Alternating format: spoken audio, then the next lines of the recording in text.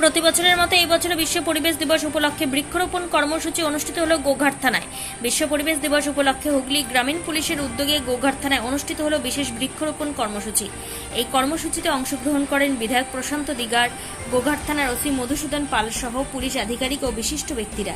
পরিবেশের ভারসাম্য রক্ষা এবং সবুজ পৃথিবী গড়ে তোলার বার্তা দিতে এদিন থানার প্রাঙ্গণে একাধিক গাছের চারা রোপণ করা হয়।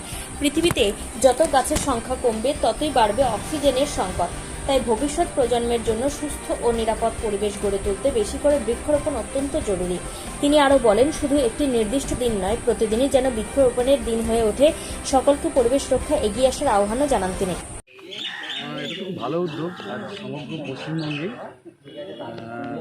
এই কর্মসূচি চলছে, বিভিন্ন প্রতিষ্ঠান করছে, তার ব্যতিক্রম নয় আমাদের হুগলি গ্রামীণ জেলা পুলিশ তথা গোঘাট থানার।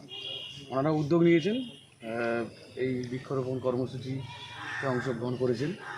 সেই সাথে সাথে আমাদের রাজ্যের মাননীয় মুখ্যমন্ত্রী একথাও বলেছেন যে প্রত্যেক সাধারণ মানুষকে আহ্বান করেছেন যে একটা করে আজকের ডেটে অন্তত প্রত্যেকেই আমরা একটা করে গাছ লাগাবো। সেটা অবশ্যই আমার নিজের মায়ের নামের কাজটা হবে।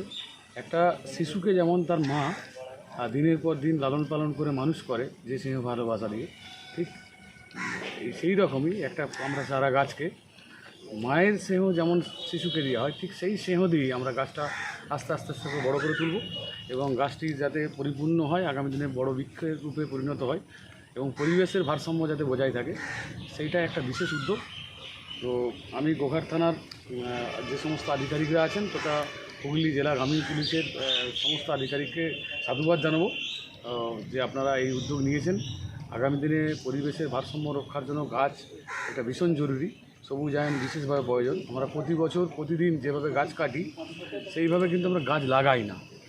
এই উদ্যোগটা আমাদের আগামী জেনারেশনের জন্য, ভবিষ্যৎ প্রজন্মের জন্য অত্যন্ত জরুরি।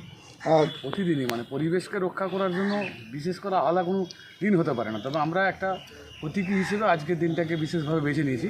কিন্তু আমাদেরকে চেষ্টা করতে হবে যে আমরা প্রতিদিনই পরিবেশের ভারসাম্য, পরিবেশের স্বার্থে যে জিনিসগুলো আমাদের প্রতিনিয়ত প্রয়োজন আছে আমার সুস্থ স্বাভাবিক জীবনযাপনের জন্য, সেটা প্রতিদিনই চেষ্টা করতে হবে। আর সবুজায়ন প্রতিদিনই আমাদেরকে উদ্যোগ নিতে হবে যে আমরা গাছ যা কাটছি তার থেকে অন্তত